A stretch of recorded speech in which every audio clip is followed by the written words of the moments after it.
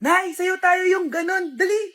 Anong sayo-sayaw? Kita may ginagawa ko, di ba? Marami pa akong gagawin. Weh, paano kung bigyan kita ng pera? Pera? Oo, Nay, basta sayo tayo. Mapaprank ko na si nanay. Ay, wala na palang gagawin. Tara na.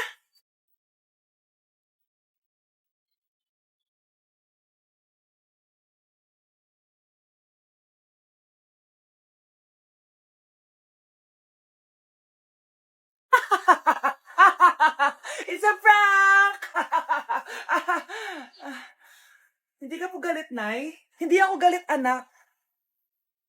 Sige po, Nay. Ang saya-saya nga eh. Bakit ako magagalit? Nay, sino ka? Halika dito. Wag po. Nak, may pasalubong ako sa'yo. Ano?